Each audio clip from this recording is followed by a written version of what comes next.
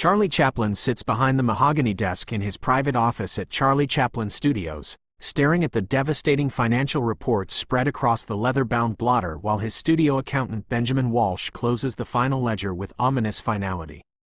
Walsh removes his wire-rimmed glasses and delivers the verdict that every independent filmmaker dreads. "Charlie, I'm afraid there's no way around it. The money is all gone. We're 3 months behind on salaries, 6 months behind on equipment payments, and the bank is threatening foreclosure on the studio property." What unfolds during the next 8 hours and 52 minutes of desperate problem-solving doesn't just represent one artist's fight for financial survival. It reveals how creative visionaries must sometimes choose between artistic integrity and commercial compromise, demonstrates that the greatest innovations often emerge from the most severe limitations, and proves that authentic entrepreneurship requires transforming obstacles into opportunities rather than surrendering to circumstances. Chaplin Studios, Hollywood, March 14, 1923, Wednesday morning, 9:30. The office that Charlie designed as a sanctuary for creative planning has become a war room for financial crisis management. The walls, lined with photographs from his greatest film successes, now seem to mock the current reality of impending bankruptcy. Outside, construction crews have stopped work on Stage 3 because Charlie can no longer pay their invoices. Inside, the atmosphere reflects the weight of decisions that will determine whether his dream of complete artistic independence survives or dies. Charlie, at 34, has spent the past 4 years building his studio into a model of creative freedom and technical excellence. Unlike other performers who remained employees of large corporations, Charlie invested his entire fortune into creating an independent production facility where he could maintain complete control over every aspect of his filmmaking. The studio represents not just his workplace, but his philosophy that true artistry requires freedom from external interference. But that independence has come at enormous cost. While studio employees receive regular salaries, Charlie has taken no personal income for 8 months, reinvesting everything into production and facility improvements. While other stars live in Beverly Hills mansions, Charlie rents a modest apartment and drives a 3-year-old automobile. His commitment to artistic independence has required sacrificing personal luxury and financial security. Benjamin Walsh, the accountant Charlie hired specifically for his experience managing complex entertainment finances, has been warning about cash flow problems for months. But today's meeting represents the culmination of financial pressures that can no longer be ignored or postponed. "Let me understand the complete situation," Charlie says, his voice steady despite the gravity of the crisis. "What exactly are our total outstanding obligations?" Walsh consults his detailed notes. Salaries for 43 employees, $18,400. Equipment financing on the cameras and editing machines, $31,200. Building mortgage payments, $22,800. Supplier invoices for film stock, lumber, electrical equipment, $27,600. Total immediate obligations, approximately $100,000. The figure represents more money than most people earn in a lifetime, but for Charlie it means something more devastating than mere financial loss. It threatens the destruction of his artistic independence and the return to corporate employment that he has fought to escape. "What assets can we liquidate immediately?" Charlie asks, already knowing that the options are limited. "The equipment has value, but it's all financed, so selling it wouldn't eliminate our debt. The studio property could be sold, but in the current market we'd get perhaps 60% of what you paid for it. Your personal assets, the house, automobile, savings, might cover $30,000. Charlie realizes that even liquidating everything he owns wouldn't solve the financial crisis. The numbers represent a fundamental problem with his business model. He has been spending money faster than his films can generate revenue, betting his entire fortune on projects that may not earn profits for months or years. What about borrowing against future film revenues? Charlie suggests, exploring options he has previously rejected. "I've approached 3 banks and 2 private investors. They're willing to lend money, but only if you agree to significant restrictions on your creative freedom. They want approval authority over scripts, casting, budgets, and distribution arrangements." This option represents exactly what Charlie created his studio to avoid: external control over artistic decisions. Accepting such terms would provide immediate financial relief while destroying the fundamental purpose of his independent operation. What specifically are they demanding? Walsh pulls out a thick contract from one potential lender. Mutual Studios is offering immediate financing of $125,000, enough to cover all debts and provide working capital for your next project. But they require approval authority over all script decisions, they want to assign their own producer to supervise your work, and they demand 50% of all profits from future films. Charlie studies the contract terms, understanding that accepting this deal would essentially make him an employee of Mutual Studios while allowing him to maintain the illusion of independence. This isn't really a loan, Charlie observes. This is a takeover disguised as assistance. That's an accurate assessment. But Charlie, it may be our only option to avoid complete bankruptcy. The conversation is interrupted by a knock on the office door. Roland Tutheroo, Charlie's cinematographer and closest collaborator, enters with obvious concern. Charlie, the crew is asking about this week's paychecks. Some of the men have been working without pay for 6 weeks, and their families are facing real hardship. This information adds another dimension to Charlie's crisis. The financial problems aren't just threatening his artistic vision, they're affecting the livelihoods of people who have supported his work and trusted his leadership. Roland, give me honest assessment. How long can the crew continue working without regular payment?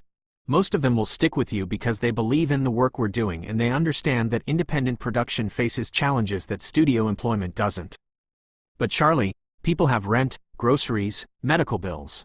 Loyalty has limits when families are involved. Roland's response reveals one of the fundamental tensions of independent artistic work. Creative freedom often requires financial sacrifice, but those sacrifices affect not just the artist but everyone who supports the artistic vision. Charlie makes a decision that will define his approach to crisis management throughout his career. Instead of accepting defeat or compromising his principles, he chooses to treat this financial crisis as a creative challenge requiring innovative solutions. Roland, Ben, I want to try something different. Instead of seeking conventional financing or accepting external control, let's explore whether we can solve this problem through creative resource management. What exactly do you mean? Walsh asks, puzzled by the unconventional approach. I mean treating our financial limitations as creative constraints that force us to discover more efficient and innovative approaches to filmmaking. Some of our greatest artistic breakthroughs have emerged from working within strict limitations rather than having unlimited resources. Charlie begins outlining an ambitious plan that will transform his studio's financial crisis into an opportunity for creative innovation. Instead of borrowing money to maintain expensive production methods, he proposes developing new techniques that achieve equivalent artistic results at dramatically reduced cost. Here's what I'm thinking, Charlie explains, his excitement building as the plan develops. Our biggest expenses are personnel costs, equipment rental, and location fees. What if we could reduce all 3 categories while actually improving our artistic output? How? Roland asks, intrigued despite his skepticism. By developing a more collaborative approach to production that reduces our dependence on large crews and expensive equipment. What if the entire cast and crew became creative partners who share in the project's success rather than simply employees earning fixed salaries? This proposal represents a revolutionary approach to film financing that anticipates modern concepts like profit sharing and collective ownership. Instead of maintaining traditional employer-employee relationships, Charlie suggests creating a collaborative enterprise where everyone's financial success depends on the project's artistic and commercial achievement.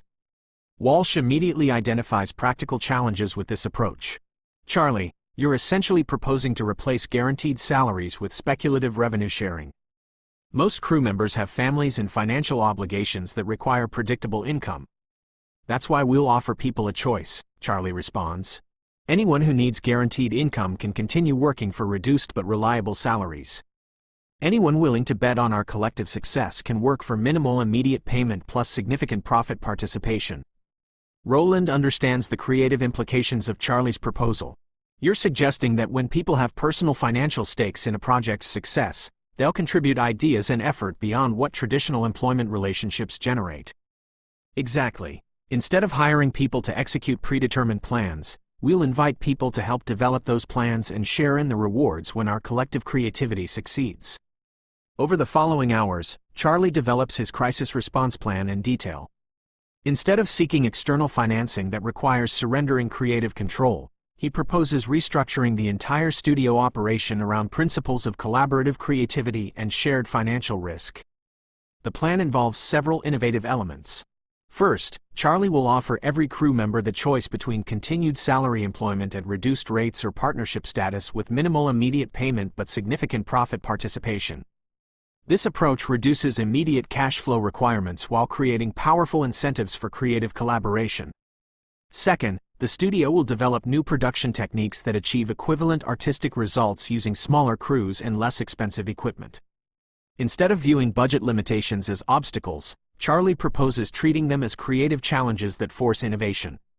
Third, Charlie will produce his next film using an entirely new approach, filming in sequence with minimal retakes, using natural lighting whenever possible, and employing improvisation techniques that reduce dependence on expensive pre-production planning. This is either brilliant or insane, Walsh observes after Charlie explains the complete plan. You're essentially betting the entire studio on an untested approach to film production. Ben, the conventional approach has led us to financial crisis.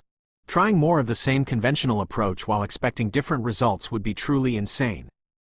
This plan requires us to prove that creative innovation can solve business problems. Charlie's response reflects his understanding that artistic and entrepreneurial success often require abandoning conventional wisdom in favor of experimental approaches that align better with specific circumstances and resources. The implementation of Charlie's plan begins immediately. He calls a meeting with the entire studio staff to explain the financial situation and offer everyone a choice between continued employment and creative partnership. "I want to be completely honest with you," Charlie tells the assembled crew. "This studio faces serious financial challenges that threaten our continued operation. I'm offering everyone two options: reduced but guaranteed salaries, or minimal immediate payment with significant participation in our next project's profits."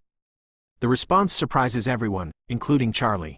28 of the 43 crew members choose the profit-sharing partnership option, despite its financial uncertainty. Their decision reflects both loyalty to Charlie and excitement about participating in creative decision-making rather than simply following instructions. "Why are so many people choosing the risky option?" Walsh asks Charlie privately. "Because people want to feel that their work matters, that their creativity contributes to something larger than routine employment. When you offer people the opportunity to be genuinely creative while sharing in the rewards of that creativity, many will accept financial uncertainty for the possibility of meaningful participation." The new production approach proves both challenging and revelatory. Working with smaller crews forces everyone to contribute ideas and solutions beyond their traditional job descriptions. The cinematographer begins offering suggestions about editing. The set designers propose performance techniques. The actors contribute ideas about lighting and camera angles. "This is the most creative filming experience I've ever had," Roland tells Charlie after their first week of collaborative production. When everyone knows they share responsibility for the project's success, the quality of creative contribution increases dramatically.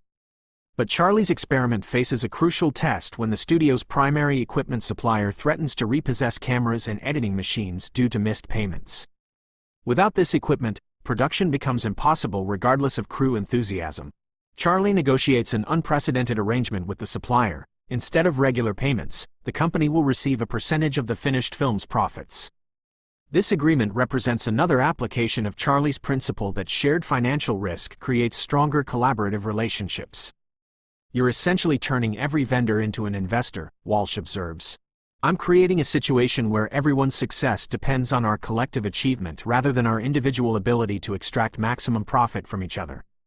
3 months later, when the film is completed and begins generating revenue, Charlie's experimental approach proves its effectiveness. The profit-sharing partnerships result in crew members earning more money than they would have received through traditional salary arrangements. The vendor agreements create ongoing relationships that reduce future production costs. Most importantly, the financial crisis forces creative innovations that improve the quality of Charlie's artistic work.